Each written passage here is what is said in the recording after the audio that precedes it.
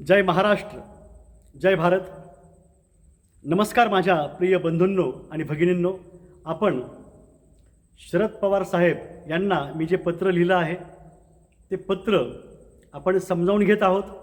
आपण शरद पवार साहेबांना समजावून घेत असताना आपला महाराष्ट्र हा कसा विकसित होत गेला तेही आपण समजावून घेत आहोत.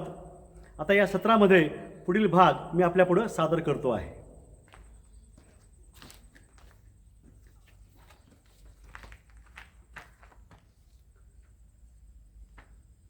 शरद पवार साहेब, सध्या राजकीय अस्पृश्यता वाढत आहे, मतभेद वाढत आहेत आणि वैमनस्यही. कोणीही राजकीय अस्पृश्यता पाळायला नको आणि मतभेद असले तरी मनभेद ठेवून कोणी कोणाशीही वागू नये. हे केवळ तुमचे वक्तव्य नसून कसे वागावे व कसे जगावे हे तुम्ही जगाला दाखवून दिले आहे. साहेब, तुमचे लोक माझे सांगाती हे आत्मचरित्र वाचले, भारावून गेलो. ते पुस्तक मी तुम्हाला या सर्व बंधू भगिनींना दाखवलं पाहिजे.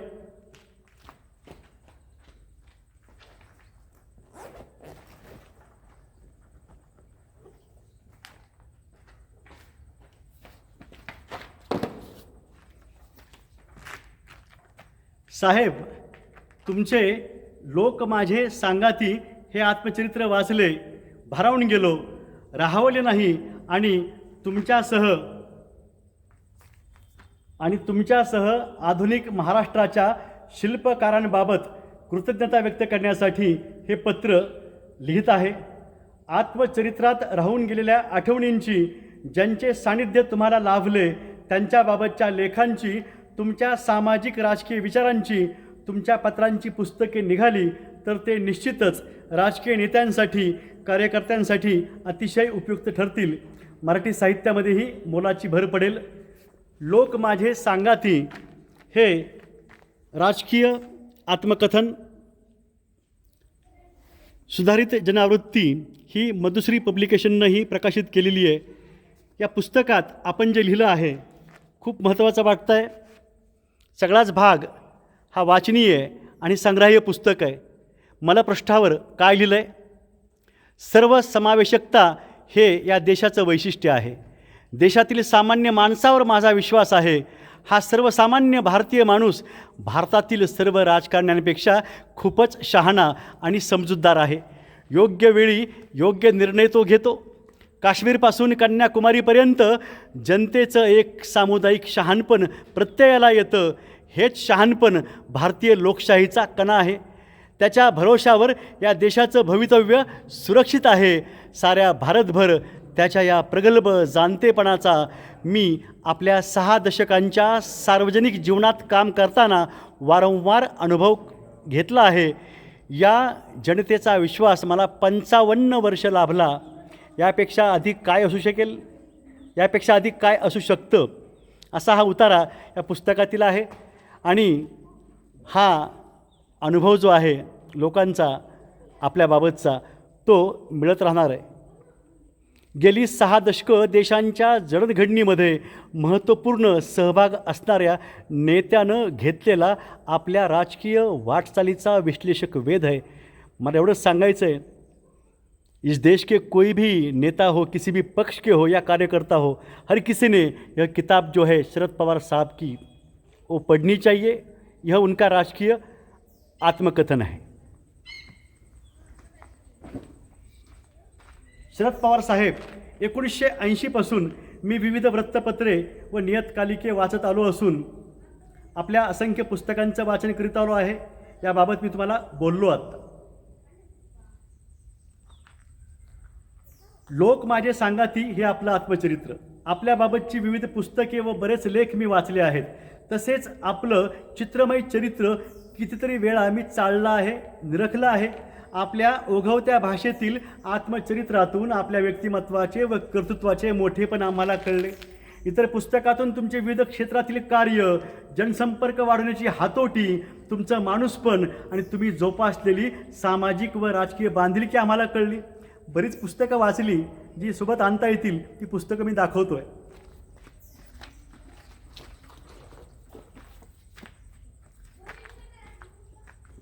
पद्मविभूषण शरद पवार एक अनाकलनीय व्यक्तिमत्व.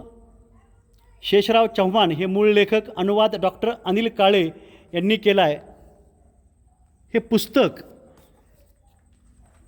ज्यांनी प्रकाशित केलं आहे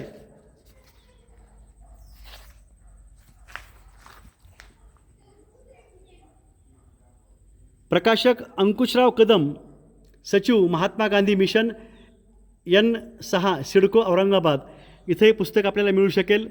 इंटरनेटला तुम्ही माहिती घेऊ शकता. अतिशय महत्त्वपूर्ण असं हे पुस्तक आहे. त्याचबरोबर पर्व, प्रगतीचे, परिवर्तनाचे, सुवर्णगाथा, कायदेमंडळातील 5 दशके हेही पुस्तक आपल्या संग्रहाय असलं पाहिजे, आपल्या संग्रहामध्ये असलं पाहिजे.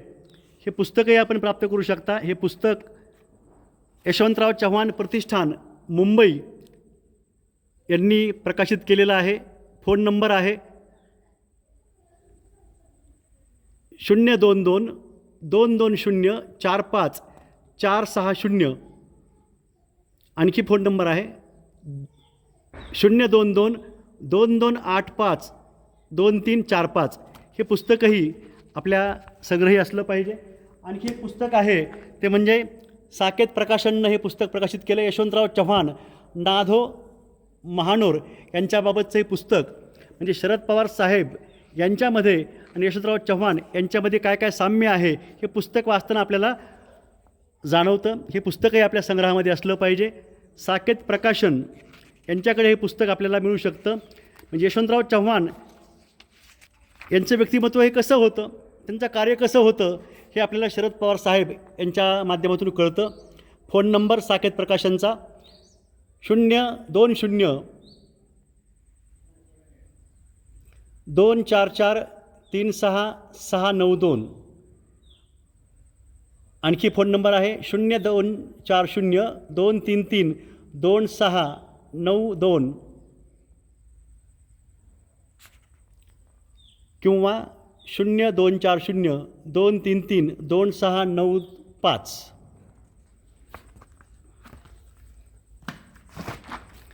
हे सगळं आपण समजावून घेत चालूया.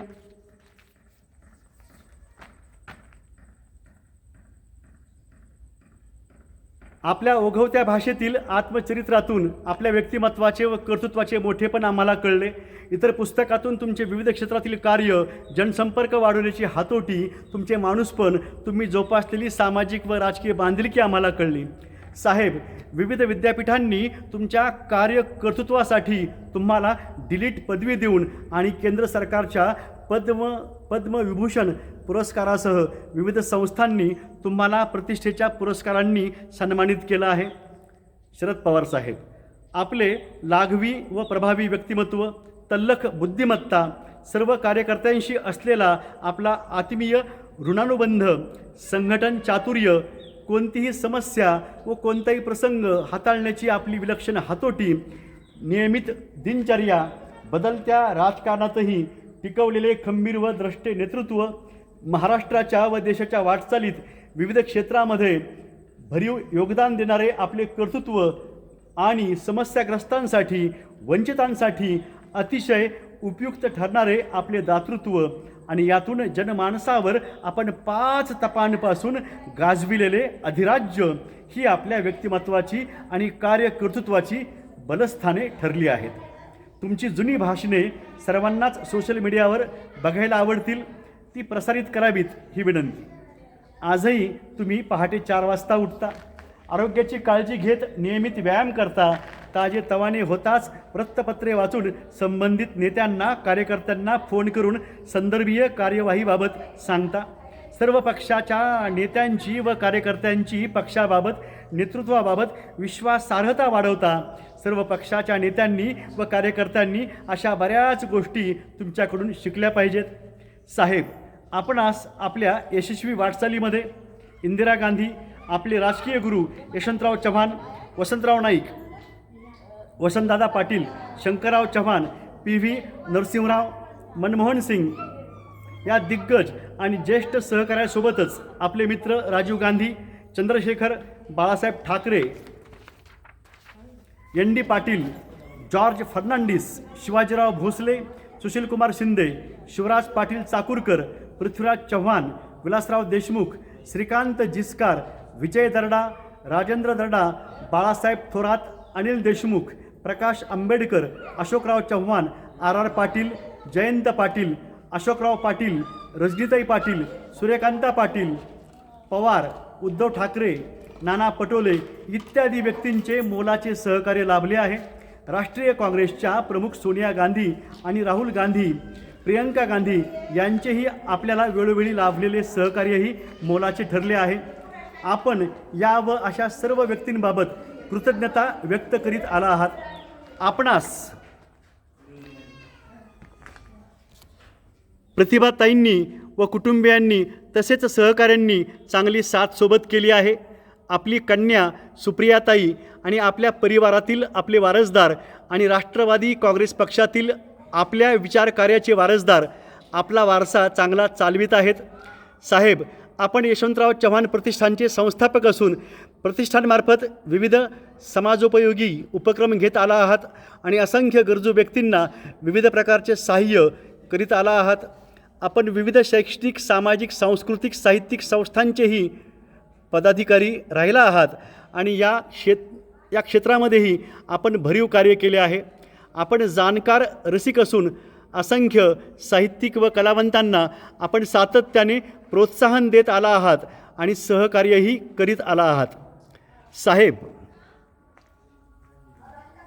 आपले सहजची बोलणे आम्हा सर्वांना खूपच आवडत आले आहे. पण सांगू साहेब, आपली प्रत्यक्ष आणखी अशी भेट ही झाली नाही. होण्याचं कारणही नाही आहे. मी सामान्य शिक्षक आहे, पण भारावून गेलो आपलं चरित्र आणि आत्मचरित्र वाचून आणि मी लिहितो आहे. आपली बोलण्याची भाषा असो की लिहिण्याची भाषा असो, साधी, सरळ, सोपी, ओघवती व वेधक आहे. आपल्याशी केलेले संभाषण तो व्यक्ती विसरू शकत नाही. एवढे ते आत्मीय व प्रेरणादायी ठरले आहे. आपण आपल्या भाषणातून उपस्थितांच्या ज्ञानामध्ये भर पाडून राजकीय व सामाजिक समज वाढवली आहे. आपण आपल्या भाषणात उपस्थितांना खळखळून हसवितात आणि विचारप्रवणही करीत आला आहात. आपल्या खास भाषणासाठी परजिल्ह्यातूनही आपले चाहते स्वखर्चाने उपस्थित राहत आले आहेत. यावरून तुमची जनमानसातील लोकप्रियता दिसून येते. साहेब, आपल्याबाबतचे बरेच लेख व बऱ्याच बातम्या माझ्या संग्रही आहेत. आपल्या देशाचे आणि देशवासियांची वैशिष्ट्ये आपण अतिशय समर्पकपणे सांगितले आहेत. सर्व समावेशकता हे या देशाचं वैशिष्ट्य आहे. देशातील सामान्य माणसावर माझा विश्वास आहे. हा सर्वसामान्य भारतीय माणूस भारतातील सर्व राजकारण्यापेक्षा खूपच शहाणा आणि समजूतदार आहे. योग्य वेळी योग्य निर्णय तो घेतो. काश्मीरपासून कन्याकुमारीपर्यंत जनतेचं एक सामुदायिक शहाणपण प्रत्ययाला येतं. म्हणूनच जम्मू काश्मीरच्या निवडणुकीत हे शहाणपण दाखवलं लोकांनी. हरियाणामध्ये पण दाखवलं होतं. पण EVM हॅकिंग करून हरियाणामध्ये BJPची NDची सत्ता आलेली. काश्मीरपासून कन्याकुमारीपर्यंत जनतेचं एक सामुदायिक शहाणपण प्रत्ययाला येतं. हेच शहाणपण भारतीय लोकशाहीचा कणा आहे आणि हेच शहाणपण आपल्या सगळ्यांना दाखवायचं आहे या विधानसभेच्या निवडणुकीमध्ये. तुम्ही असं पुढं म्हणतात की या लोकांच्या भरोशावर, सामुदायिक शहाणपणाच्या भरोशावर या देशाचं भवितव्य सुरक्षित आहे. साऱ्या भारतभर त्याच्या या प्रगल्भ जाणतेपणाचा मी आपल्या 6 दशकांच्या सार्वजनिक जीवनात काम करताना वारंवार अनुभव घेतला आहे. या जनतेचा विश्वास मला 55 वर्ष लाभला. यापेक्षा अधिक काय असू शकतं? आणखी लाभतोय आणि लाभणार आहे. यावरून आपल्या अनुभवाचा आवाका आणि लोकशाहीबाबतची आपली आत्यंतिक तळमळ दिसून येते. आम्ही आपल्या विचारानुसार वाटचाल करीत आहोत. शरद पवार साहेब, सर्व लोकप्रतिनिधी हे राष्ट्राच्या विकासाचे मुख्य शिलेदार असतात. म्हणूनच तुम्ही म्हटलंय, काय म्हटलंय तुम्ही? राजकारणाकडे बघण्याचा आपल्या देशवासियांचा दृष्टिकोन बदलला पाहिजे. राजकारण्यांचा दृष्टिकोन बदलत नसेल तर निदान नवीन पिढीचा आणि सर्वसामान्य लोकांचा दृष्टिकोन तरी बदलला पाहिजे असं मला सातत्यानं वाटतं. लोकांच्या मताच्या आधारे निवडून आलेल्या लोकप्रतिनिधींनी आपण कशासाठी निवडून आलो याचा विचार केला पाहिजे. आमदार बनायचं, मंत्री बनायचं ही ध्येय असतात, त्यामध्ये गैर काही नाही. पण ही ध्येय गाठताना आपण देशाच्या सामाजिक आणि आर्थिक परिस्थितीमध्ये बदल घडवून आणण्यासंबंधी काही करू शकत नसू तर ज्या प्रतिष्ठेला, अधिकाराला आपण पोहोचलो त्याच्याशी आपण प्रामाणिक आहोत असं मला अजिबात वाटत नाही. ही तुमची लेखनाची आणि बोलण्याची शैली आहे, वेधक आहे आणि विचारप्रवण करणारी आहे. यावरून आपण सर्वच लोकप्रतिनिधींनी आत्मचिंतन करून, म्हणजे तुम्ही सर्व लोकप्रतिनिधी, आपण म्हणजे मी आपलं समजतोय, आत्मचिंतन करून आपल्यात योग्य ती सुधारणा करावी आणि आपल्या कर्तव्याला यथोचित न्याय द्यावा हे सुचविले आहे. आणि आपण म्हणजे शरद पवार साहेबांनी हे सुचवलेलं आहे. साहेब, तुम्ही स्पष्ट वक्ते आहात. राष्ट्रीय स्वयंसेवक संघाचे, RSSचे म्हणजेच BJPचे लोक हे नेमके काय आहेत आणि त्यांनी महाराष्ट्राची व देशाची कशी वाताहत सुरू केली आहे हे तुम्ही सांगावे, कारण तुमच्या वक्तव्याचे मोल मोठे आहे. सर्व तऱ्हेचे वाईट धंदे, विविध गुन्ह्यांचे रॅकेट्स RSS BJP चालवित आले आहेत. महाविकास आघाडी सरकार स्थापन झाल्यामुळे त्यांचे सर्व तऱ्हेचे वाईट धंदे, विविध गुन्ह्यांचे रॅकेट्स बंद पडले. रोजचे कोट्यवधी रुपयांचे नुकसान होऊ लागले. त्यांचे गुन्हे त्यांना स्वस्थ बसू देत नव्हते. पुन्हा महाविकास आघाडी सरकार आले तर त्यांचे गुन्हे उघडकीस येऊ शकतील या भीतीमुळे व स्वार्थासाठी BJPच्या देवेंद्र फडणवीस व इतर नेत्यांनी शिवसेनेच्या 40 आमदारांना दबावात घेऊन, विविध प्रलोभने देऊन नियोजनपूर्वक 2022मध्ये महाविकास आघाडीचे सरकार पाडले. 2022 पासून RSSने, BJPने पुन्हा सर्व तऱ्हेचे वाईट धंदे, विविध गुन्ह्यांचे रॅकेट्स वेगवान व गतिमान केले आहेत. अधिकाधिक कोट्यवधी रुपये कमवण्यासाठी व त्यांचा उपयोग पुढील निवडणुकीत करण्यासाठी. आता करतील ते, करू नका. BJPचे काय होईल सांगता येत. शरद पवार साहेब, ज्यांना तुम्ही तळहाताच्या फोडासारखे जपले आणि पोटच्या लेकरासारखे समजून वाढविले, मोठे केले, ज्यांचे व्यक्तिमत्व घडून विविध पदे दिली, प्रतिष्ठा मिळवून दिली, त्या पुतण्यांनी, अजित पवारांनी केवळ तुमच्याशी, राष्ट्रवादी काँग्रेस पक्षाशीच नव्हे तर महाराष्ट्राशी, या मातृभूमीशी, येथील चांगुलपणाशी, विश्वासार्हतेशी गद्दारी केली आहे. अजित पवार आणि त्यांच्यासोबत भारतीय जनता पक्षाशी हात मिळवणी करून स्वार्थ साधणारे आमदार, मंत्रिपद मिळवणारे मंत्री हे तिकडे गेलेत हे आणखीनही सत्य वाटत नाही. साहेब, प्रफुल्ल पटेल यांच्यासारख्या सामान्य कार्यकर्त्याला तुम्ही मोठे केले, विविध पदं दिली, जे तुमच्याशी, राष्ट्रवादी काँग्रेस पक्षाशी आणि कर्तव्याशी गद्दारी करून तिकडे दबावात आणि स्वार्थासाठी गेले आहेत. त्यातील कोणाला पश्चाताप होऊ लागला आहे, कोणाला उशिरा पश्चाताप होईल, पण तेव्हा वेळ निघून गेलेली असेल. असे व्हावे या सर्व गद्दार सूर्याजी पिसाळांनी आत्मचिंतन करावे, आपला भूतकाळ आठवावा आणि भविष्यात होऊ शकणाऱ्या सक्त शिक्षणाबाबत गांभीर्याने विचार करावा. म्हणजे त्यांना पश्चाताप होईल आणि प्रायश्चित्त करून ते पुन्हा परत येतील, यातच त्यांचे भले आहे. ते मी गतवर्षी लिहिलं होतं, तुम्ही आता परत येऊ नका. एकनाथ शिंदे आणि देवेंद्र फडणवीस यांना झोप का लागत नाही, ते नेहमी चिंताग्रस्त का दिसतात, याबाबत जरी गद्दार सूर्याजी पिसाळांनी विचार केला तरी फितूर झालेले सर्व सूर्याजी पिसाळ परत येतील असे वाटते. हे त्यावेळेस लिहिलं, आता म्हणतोय येऊ नका तू. शरद पवार साहेब, प्रश्न जेवढ्या वाढत्या सूर्याजी पिसाळांचा आहे तेवढाच वाढत्या अण्णाजी पंतांचा आहे. जेवढे होईल तेवढ्या अण्णाजी पंतांना राष्ट्रीय स्वयंसेवक संघाने, भारतीय जनता पक्षाने असे समजावून सांगावे की पुन्हा कोणतीच दुर्घटना महाराष्ट्रात घडणार नाही. भाजपाचे नेते कधी कोणती खेळी खेळतील आणि महाविकास आघाडी सरकार सत्तेत येऊ नये यासाठी कसा प्रयत्न करतील ते सांगता येत नाही. त्यांनी त्यासाठी काय केले आहे हे आपण अनुभवले आहे व ते काय करू शकतील याचा तर्क आपण करू शकतो. राष्ट्रीय काँग्रेस पक्ष, शिवसेना, राष्ट्रवादी काँग्रेस पक्ष यातील सर्वच नेते आणि कार्यकर्त्यांनी आपण एका परिवारातील अभिन्न घटक आहोत असे समजून लोकशाहीवरील व महाविकास आघाडी सरकारवरची अविचल निष्ठा कोणत्याही परिस्थितीमध्ये अबाधित ठेवायची. ही महाराष्ट्रातीलच नव्हे तर जगातील सर्व मराठी भाषिक बंधू भगिनींच्या वतीनं आपणा सर्वांना कळकळीची विनंती आहे. आपल्या सर्वांना क्षणोक्षणी सजग राहावे लागेल. साहेब, हीच वेळ आहे महाराष्ट्रातीलच नव्हे तर जिथे जिथे भाजपाची सत्ता आहे तिथे तिथे भाजपाचे सरकार पाडण्याची. मी त्यावेळेस म्हटलं होतं, देशात सध्या जी भयावह व समस्याग्रस्त अवस्था आहे, दहशतीचे वातावरण आहे, तेवढे पारतंत्र्यात सुद्धा नव्हते असे जुने लोक सांगू लागले आहेत. या देशातील सर्वसामान्य माणसापासून ते विभिन्न क्षेत्रातील प्रतिष्ठित लोक, प्रसिद्ध लोक व उच्चपदस्थ व्यक्तीसुद्धा भयग्रस्त व तणावाच्या वातावरणामध्ये जीवन जगत आहेत. ना कोणाला निखळ सुख लाभत आहे, ना कोणी सुरक्षित आहे. साहेब, जोपर्यंत RSSची BJPच्या माध्यमातून चालू असलेली अनिर्बंध सत्ता संपुष्टात येत नाही तोपर्यंत यात बदल होणार नाही. हा बदल दबाव तंत्राचा वापर करून अविश्वासाचा ठराव मांडून BJPची सर्व सरकारे नियोजनपूर्वक पाडली तरच घडणार आहे. देशातील BJP सोडून जे सर्व पक्ष आहेत त्यांनी जे असतील ते मतभेद व मनभेद बाजूला सारून एकत्र येण्याची हीच वेळ आहे.